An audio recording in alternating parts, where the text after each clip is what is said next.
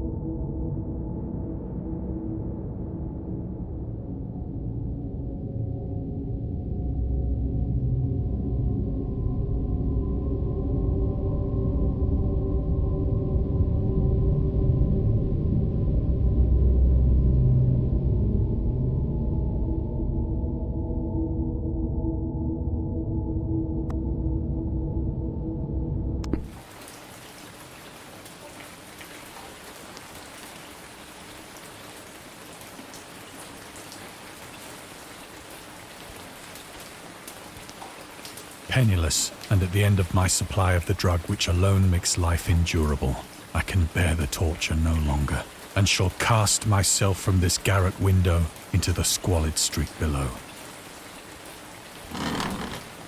Do not think from my slavery to morphine that I am a weakling or a degenerate. When you have read these hastily scrawled pages, you may guess, though never fully realize, why it is that I must have forgetfulness or death.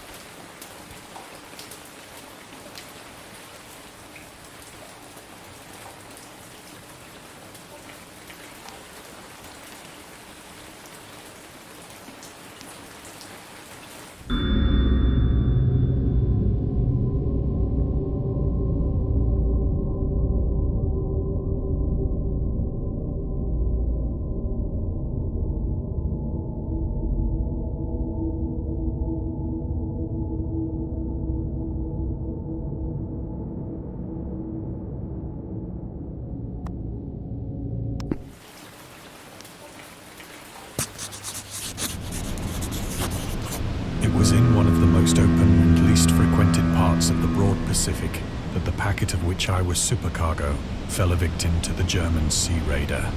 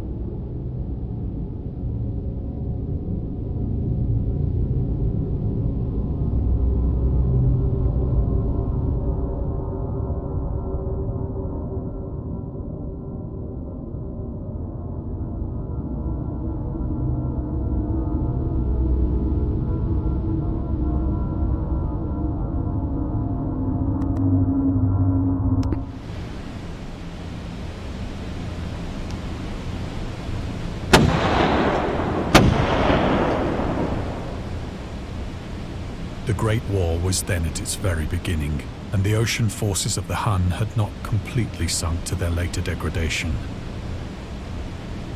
So that our vessel was made a legitimate prize, whilst we of her crew were treated with all the fairness and consideration due us as naval prisoners.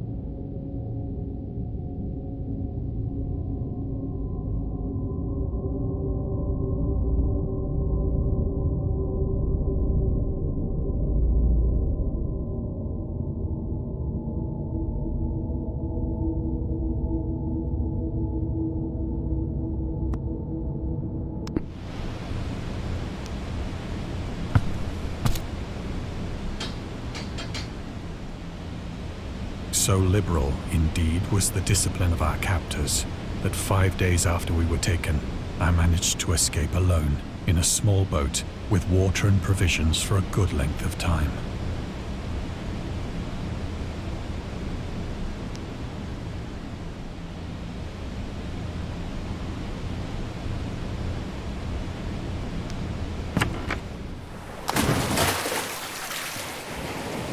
When I finally found myself adrift and free, I had but little idea of my surroundings. Never a competent navigator, I could only guess vaguely by the sun and stars that I was somewhat south of the equator. Of the longitude, I knew nothing, and no island or coastline was in sight.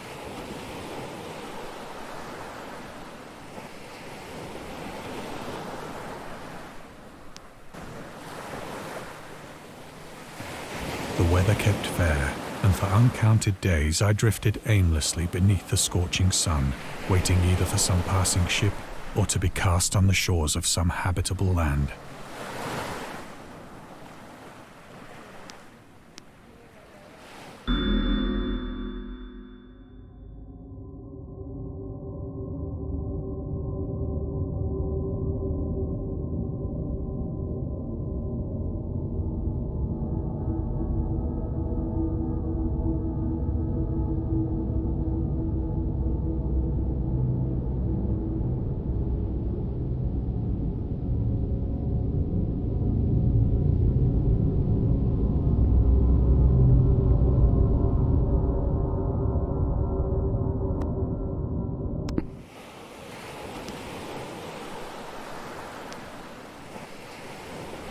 But neither ship nor land appeared, and I began to despair in my solitude upon the heaving vastness of unbroken blue.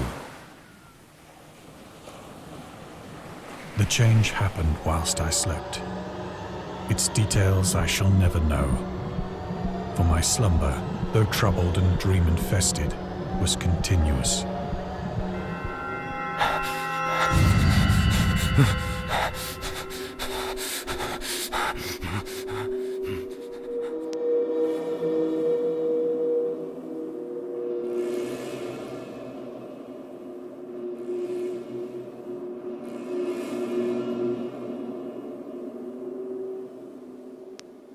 When at last I awoke, it was to discover myself half sucked into a slimy expanse of hellish black mire, which extended about me in monotonous undulations as far as I could see, and in which my boat lay grounded some distance away. Though one might well imagine that my first sensation would be of wonder at so prodigious and unexpected a transformation of scenery, I was in reality more horrified than astonished. For there was in the air, and in the rotting soil, a sinister quality which chilled me to the very core. The region was putrid with the carcasses of decaying fish, and of other, less describable things which I saw protruding from the nasty mud of the unending plain. Perhaps I should not hope to convey in mere words the unutterable hideousness that can dwell in absolute silence and barren immensity. There was nothing within hearing, and nothing in sight, save a vast reach of black slime. Yet the very completeness of the stillness and the homogeneity of the landscape oppressed me with a nauseating fear. The sun was blazing down from a sky which seemed to me almost black in its cloudless cruelty, as though reflecting the inky marsh beneath my feet.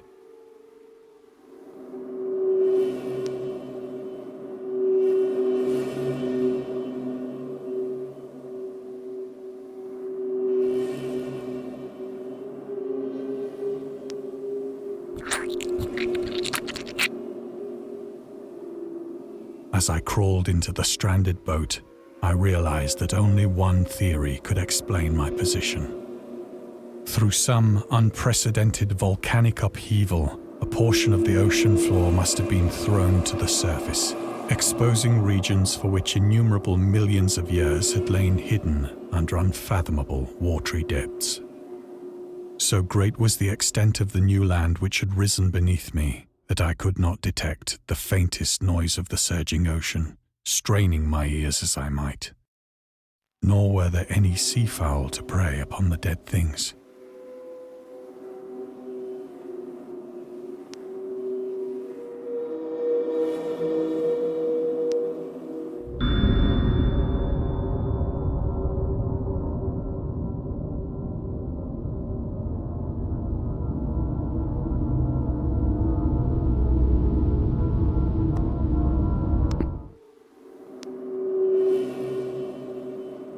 For several hours I sat thinking or brooding in the boat, which lay upon its side and afforded a slight shade as the sun moved across the heavens. As the day progressed, the ground lost some of its stickiness and seemed likely to dry sufficiently for traveling purposes in a short time. That night I slept but little, and the next day I made for myself a pack containing food and water, preparatory to an overland journey in search of the vanished sea and possible rescue.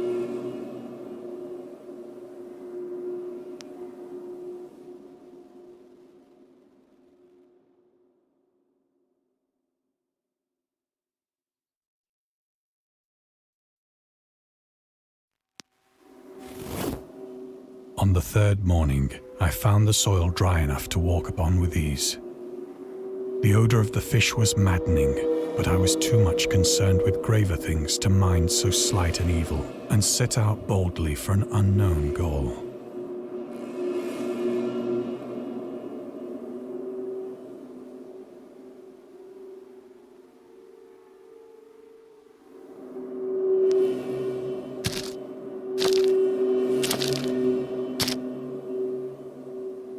All day I forged steadily westward, guided by a faraway hummock which rose higher than any other elevation on the rolling desert.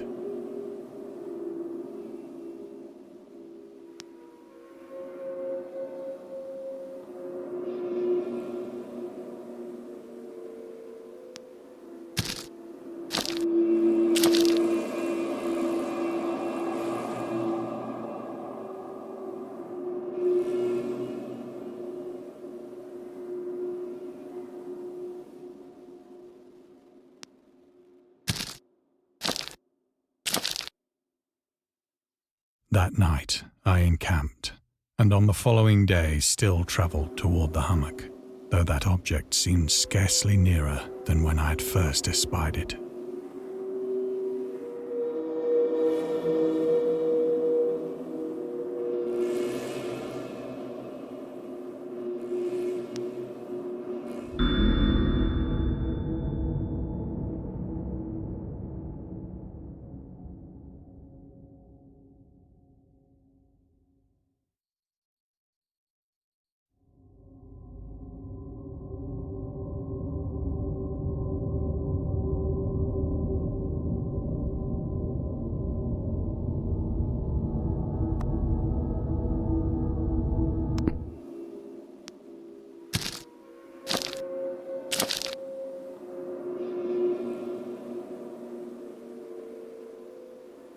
By the fourth evening, I attained the base of the mound, which turned out to be much higher than it had appeared from a distance.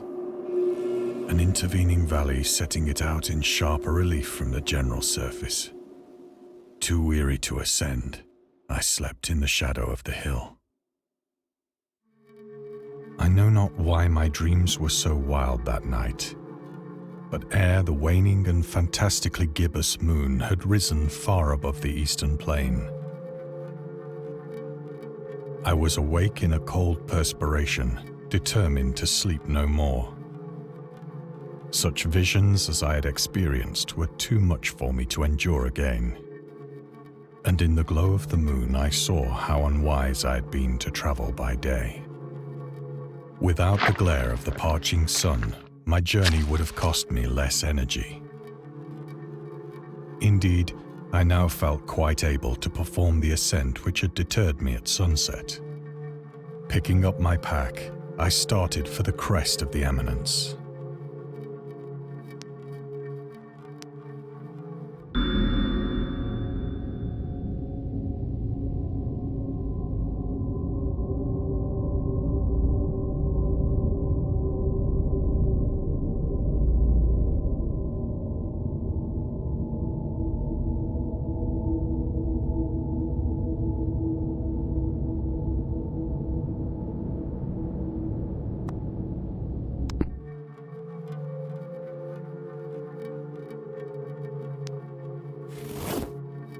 I have said that the unbroken monotony of the rolling plain was a source of vague horror to me.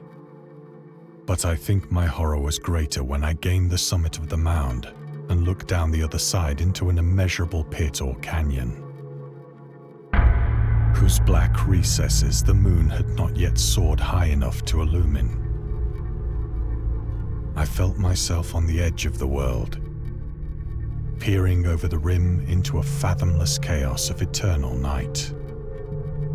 Through my terror ran curious reminiscences of Paradise Lost, and of Satan's hideous climb through the unfashioned realms of darkness. As the moon climbed higher in the sky, I began to see that the slopes of the valley were not quite so perpendicular as I had imagined.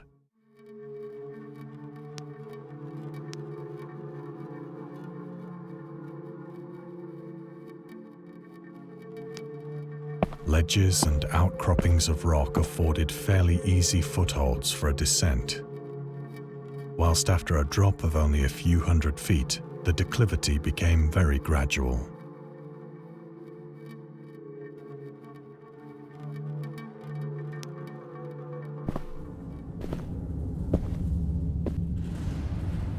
Urged on by an impulse which I cannot definitely analyze, I scrambled with difficulty down the rocks and stood on the gentler slope beneath, gazing into the Stygian deeps, where no light had yet penetrated.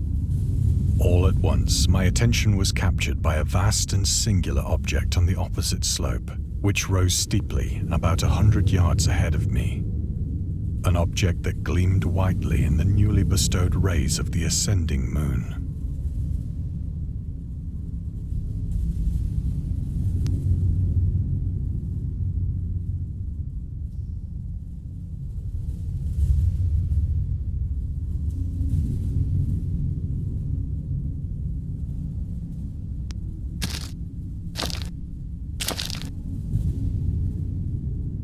That it was merely a gigantic piece of stone, I soon assured myself. But I was conscious of a distinct impression that its contour and position were not altogether the work of nature. A closer scrutiny filled me with sensations I cannot express.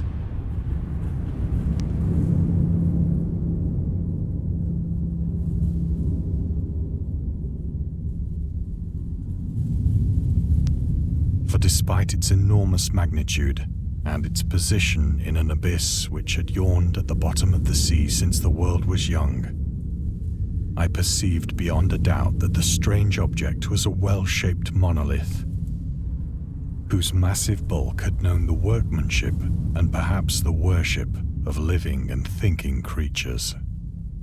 Dazed and frightened, yet not without a certain thrill of the scientist's or archaeologist's delight, I examined my surroundings more closely.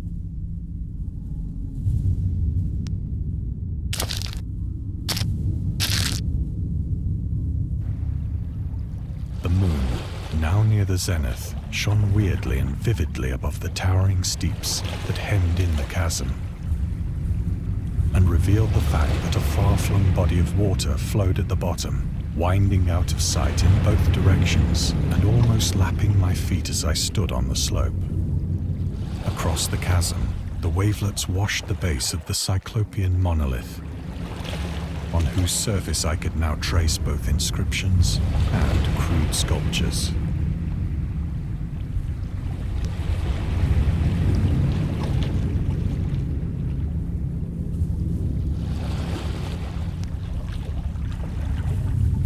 The writing was in a system of hieroglyphics unknown to me and unlike anything I'd ever seen in books, consisting for the most part of conventionalized aquatic symbols such as fishes, eels, octopi, crustaceans, mollusks, whales, and the like. Several characters obviously represented marine things which are unknown to the modern world, but whose decomposing forms I had observed on the ocean-risen plain. It was the pictorial carving, however, that did most to hold me spellbound.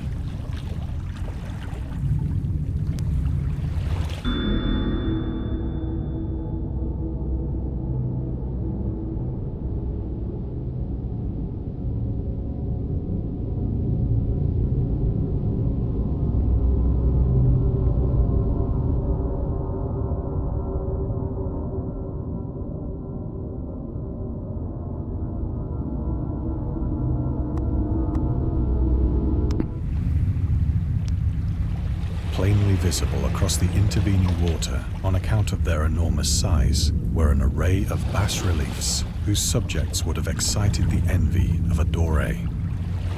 I think that these things were supposed to depict men, at least a certain sort of men, though the creatures were shown disporting like fishes in the waters of some marine grotto, or paying homage at some monolithic shrine which appeared to be under the waves as well. Of their faces and forms I dare not speak in detail, for the mere remembrance makes me grow faint. Grotesque beyond the imagination of a Poe or a Bulwer, they were damnably human in general outline, despite webbed hands and feet, shockingly wide and flabby lips, glassy, bulging eyes, and other features less pleasant to recall. Curiously enough, they seem to have been chiseled badly out of proportion with their scenic background. For one of the creatures was shown in the act of killing a whale, represented as but little larger than himself. I remarked, as I say, their grotesqueness and strange size, but in a moment decided that they were merely the imaginary gods of some primitive fishing or seafaring tribe. Some tribe whose last descendant had perished eras before the first ancestor of the Piltdown or Neanderthal man was born.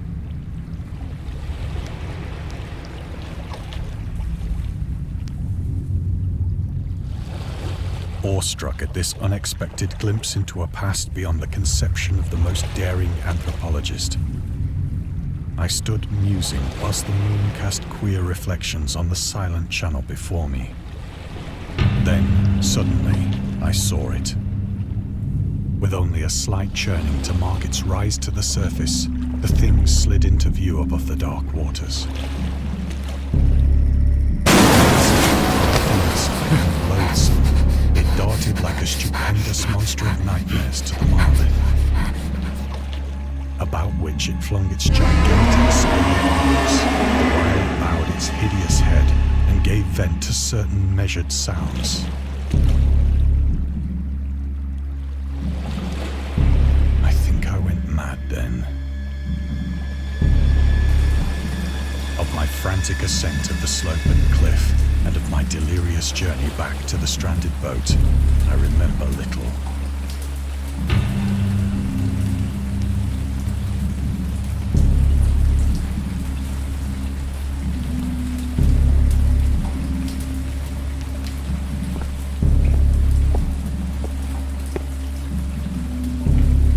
I believe I sang a great deal and laughed oddly when I was unable to sing.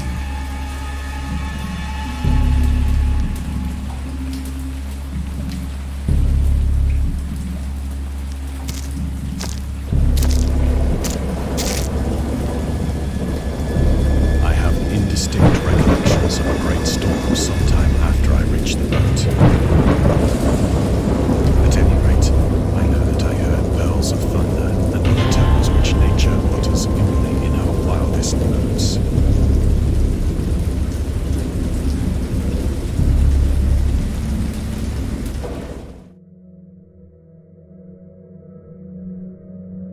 When I came out of the shadows, I was in a San Francisco hospital, brought thither by the captain of the American ship which had picked up my boat in mid-ocean. In my delirium, I had said much, but found that my words had been given scant attention. Of any land upheaval in the Pacific, my rescuers knew nothing. Nor did I deem it necessary to insist upon a thing which I knew they could not believe.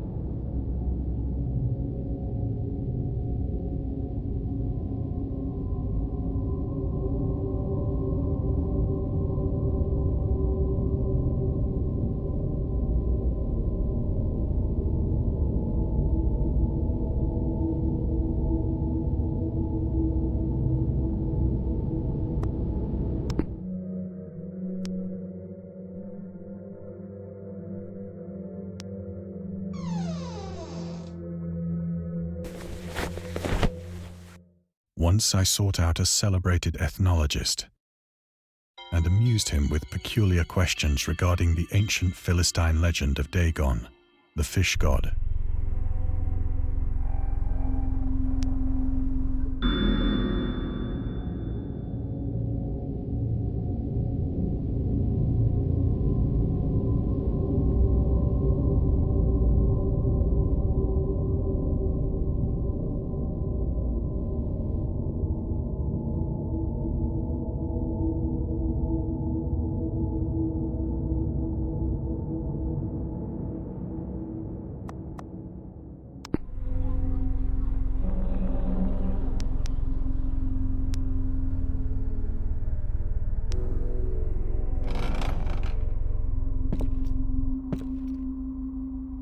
But soon perceiving that he was hopelessly conventional, I did not press my inquiries.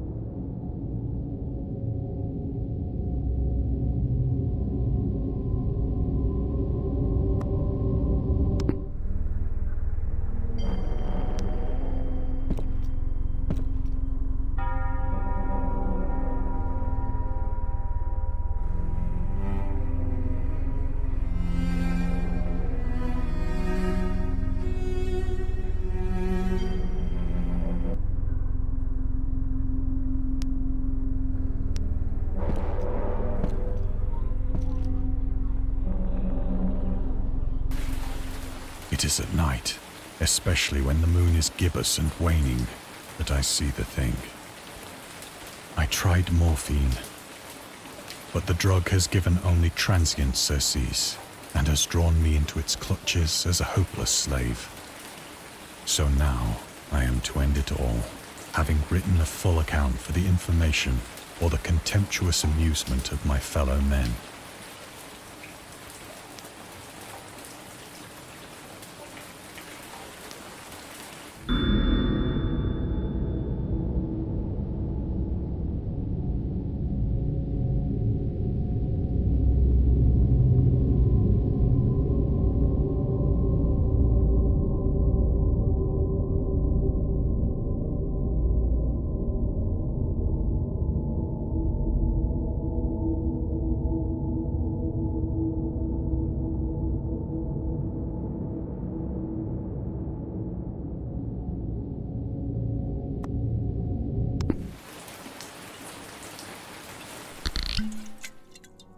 Often, I ask myself if it could not all have been a pure phantasm.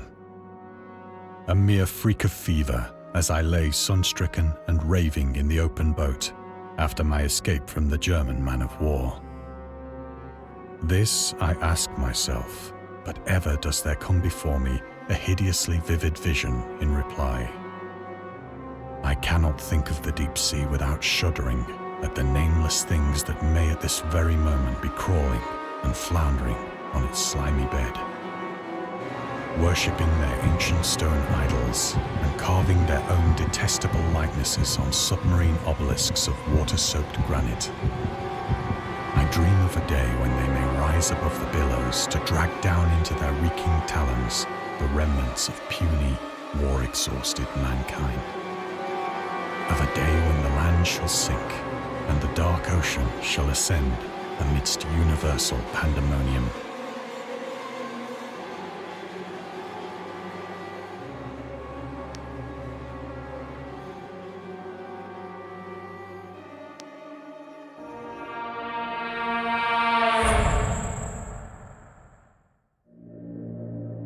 is near. I hear a noise at the door, as of some immense slippery body lumbering against it.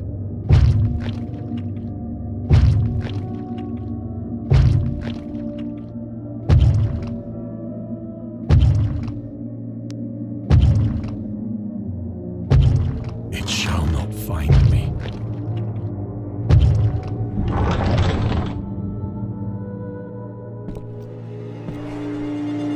God, that hand!